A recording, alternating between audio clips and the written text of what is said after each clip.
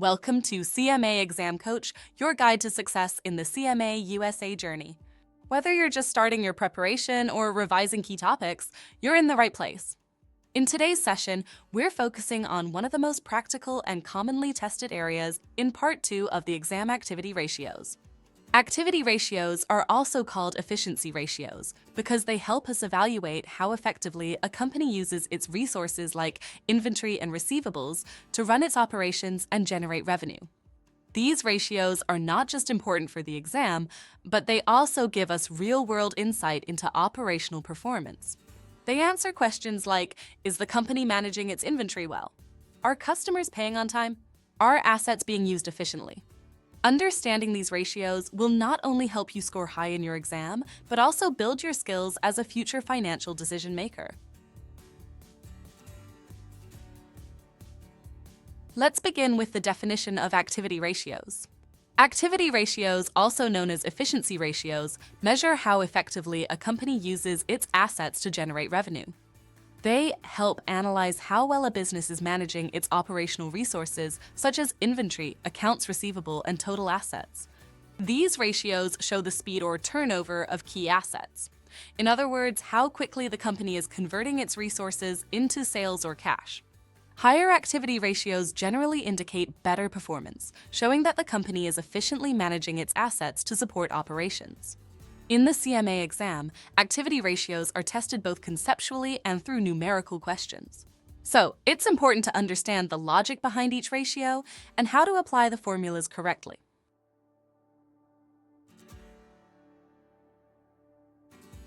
Types of activity ratios. Now let's take a look at the main types of activity ratios you need to know for the CMA exam.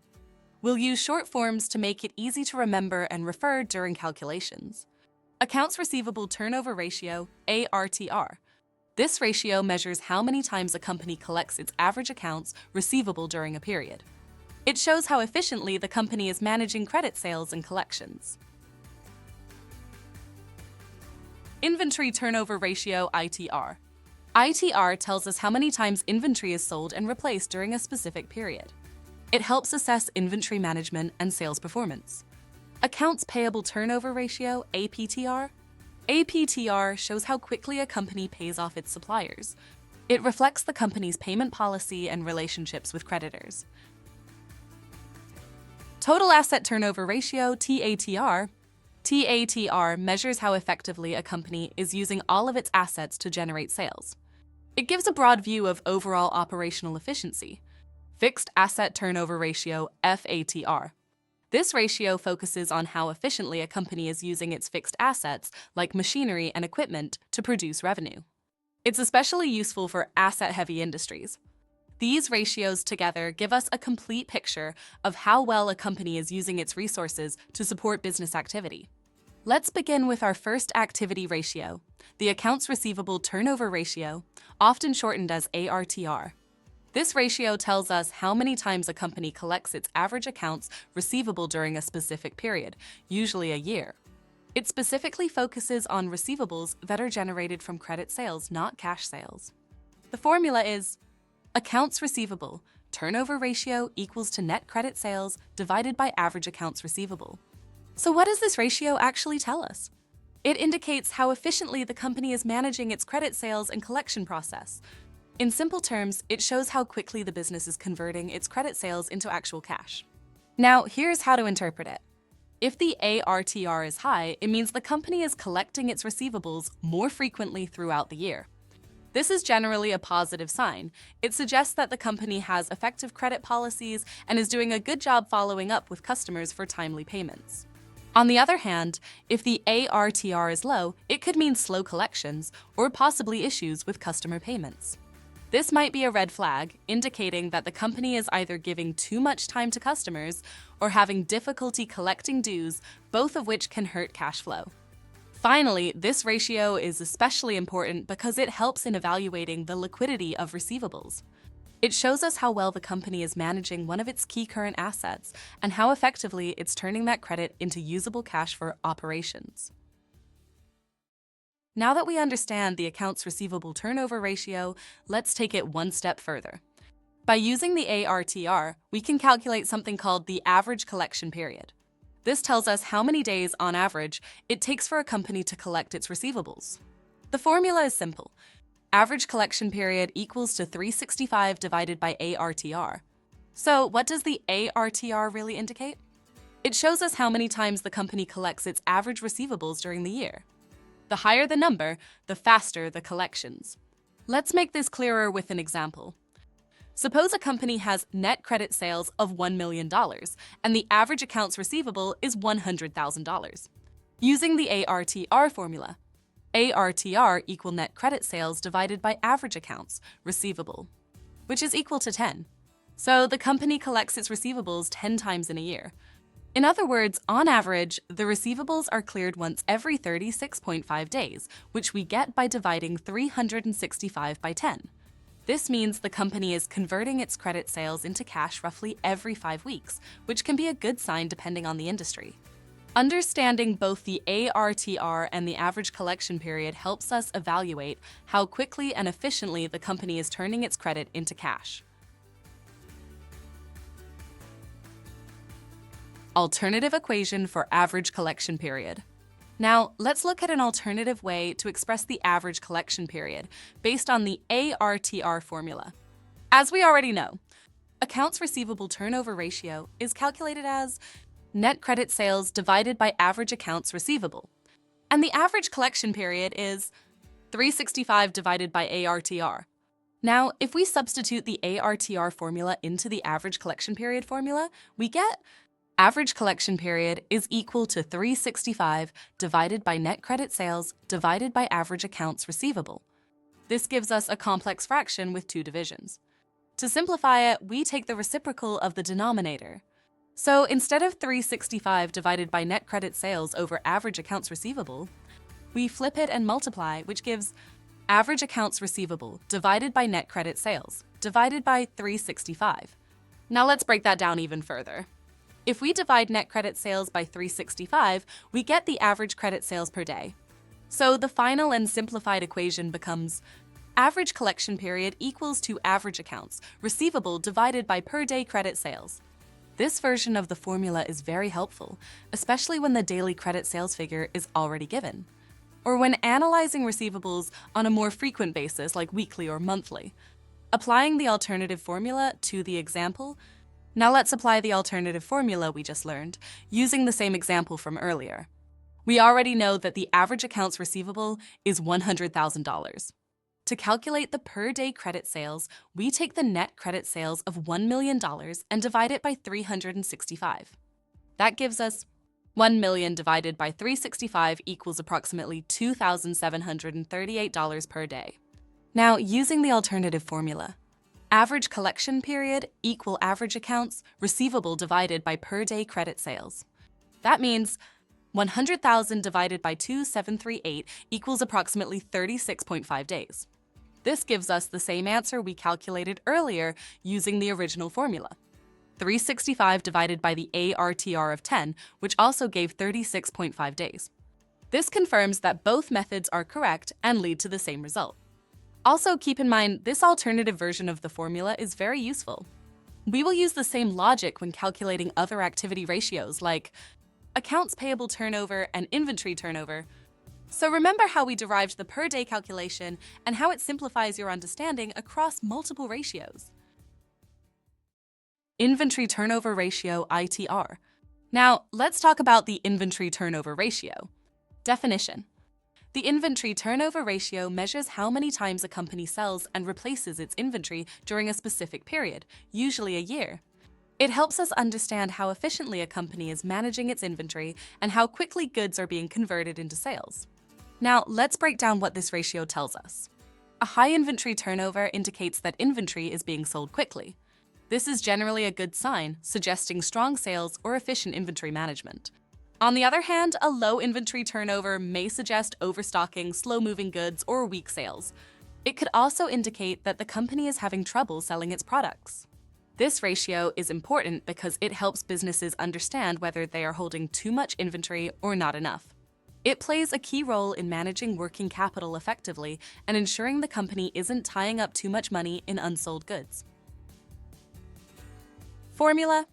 The formula for calculating inventory turnover ratio is inventory turnover ratio equals to cost of goods sold divided by average inventory. Now, let's use the inventory turnover ratio to calculate day sales in inventory. The formula for day sales in inventory is 365 divided by ITR. This tells us how many days, on average, it takes for a company to sell its inventory. A lower number indicates faster sales of inventory, while a higher number indicates slower sales. Now, there's also an alternative formula for day sales in inventory. Day sales in inventory equals to average inventory divided by per day goods sold.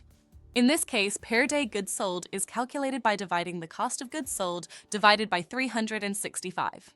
We have discussed the alternative equation in ARTR.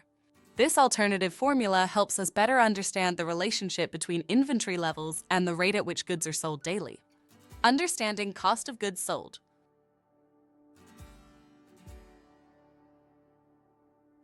Let's now dive into cost of goods sold, commonly referred to as COGS. COGS represents the direct costs incurred in producing the goods a company sells during a specific period.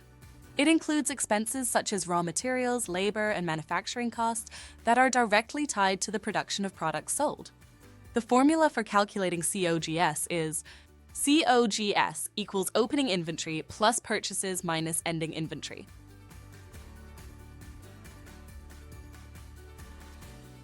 Now, let's break this down with an example. Opening inventory is $20,000. Purchases made during the period are $50,000.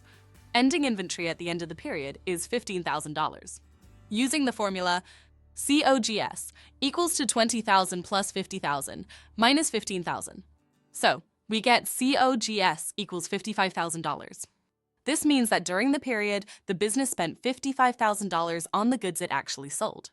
The $15,000 remaining is the ending inventory, which represents the value of goods still in stock at the end of the period. This balance is carried over to the next period as the opening inventory.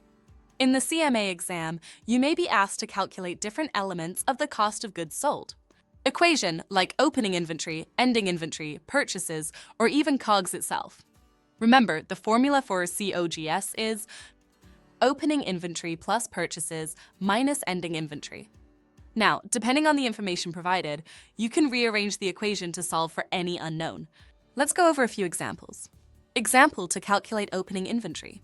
If you know COGS, purchases, and ending inventory, you can rearrange the equation to find the opening inventory. Opening inventory equals COGS minus purchases plus ending inventory. Same like to calculate ending inventory. If you have COGS, opening inventory and purchases, you can find the ending inventory. Ending inventory equal opening inventory plus purchases minus COGS. Let's move on to the accounts payable turnover ratio, or APTR. Definition. The accounts payable turnover ratio reflects how efficiently a business manages its short-term liabilities and vendor payments. It shows how many times a company pays off its accounts payable during a specific period, usually a year. Here's what the ratio tells us. A higher ratio indicates that the company is paying its suppliers more frequently. This may suggest strong liquidity or favorable payment terms with vendors. A lower ratio, on the other hand, might imply delayed payments to suppliers. This could be a sign of cash flow issues or the company taking advantage of extended credit terms from its vendors. Formula to calculate the accounts payable turnover ratio. APTR equals to credit purchases divided by average accounts payable. Now that we understand the accounts payable turnover ratio, we can calculate the day purchases in payable using the same method as we did for the inventory turnover ratio. To calculate the day purchases in payable, we use the formula 365 divided by APTR. This tells us how many days, on average, it takes for a company to pay its suppliers. A lower number means quicker payments, while a higher number indicates longer payment cycles. There is also an alternative equation to calculate day purchases in payable. During day purchases in payable equals average accounts, payable divided by per day credit purchase, where per day credit purchase is calculated by dividing net credit purchase by 365. To understand how we arrived at this alternative equation, you can check the accounts receivable turnover ratio formula. We previously saw how ARTR gives us the per-day sales figure, and by using a similar method for accounts payable, we arrive at this alternative formula.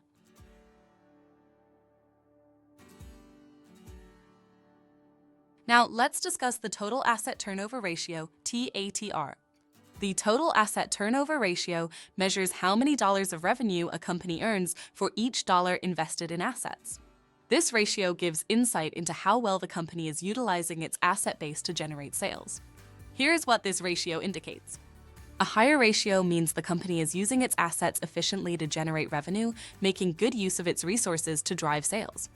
A lower ratio, on the other hand, may suggest underutilization of assets or inefficiencies in the company's operations. It could indicate that the company isn't making the best use of its assets to generate revenue. Formula for total asset turnover ratio. TATR equals to net revenue divided by average total assets. Now let's move on to the fixed asset turnover ratio. The fixed asset turnover ratio measures how effectively a company is using its fixed assets, such as property, plant, and equipment, to generate revenue.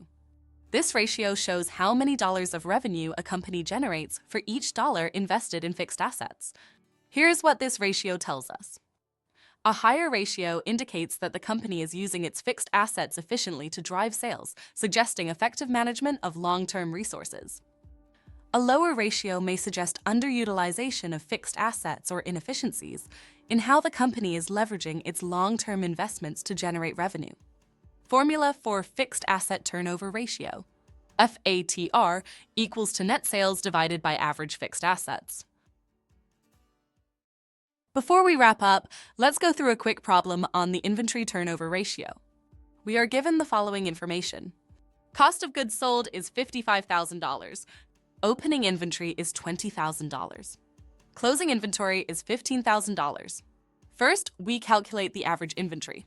Average inventory equals opening inventory plus closing inventory divided by 2. That's $20,000 plus $15,000, which gives $35,000. Dividing by 2, we get an average inventory of $17,500. Next, we calculate the inventory turnover ratio. Inventory turnover equals cost of goods sold divided by average inventory. That's $55,000 divided by $17,500. The result is 3.14 times. Now for the interpretation.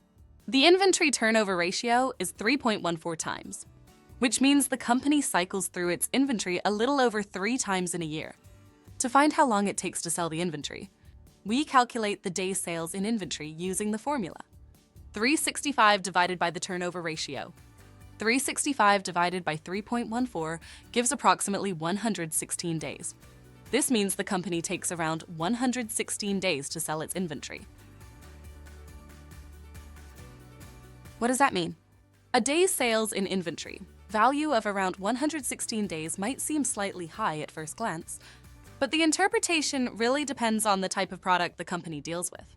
If the company sells high-value items, rare goods, or slow-moving products, such as luxury furniture, heavy machinery, or customized equipment, then this kind of inventory cycle could be completely normal and acceptable. In contrast, a fast-moving consumer goods company, or FMCG company, would typically aim for a much lower day sales in inventory, because they rely on quick turnover and high-volume sales to maintain profitability and efficiency.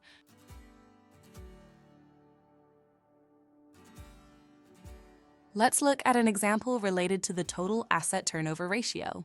The formula is total asset turnover equals net sales divided by average total assets. Suppose we are given the following information. Net sales are $120,000. Opening assets are $80,000. Closing assets are $100,000. First, we calculate the average total assets. Average total assets equals opening assets plus closing assets divided by 2. That is $80,000 plus $100,000, which equals $180,000. Divided by 2, we get an average of $90,000. Now we calculate the total asset turnover. Net sales of $120,000 divided by $90,000 gives us a total asset turnover ratio of 1.33 times. Interpretation. The business is generating $1.33 in revenue for every $1 invested in total assets. This indicates the company is using its resources efficiently to generate sales. Thank you for watching! If you found this helpful, don't forget to like, subscribe, and share this video with others preparing for the CMA exam. Keep practicing questions and focus on truly understanding the concepts. The more you practice, the deeper your understanding becomes. See you in the next episode.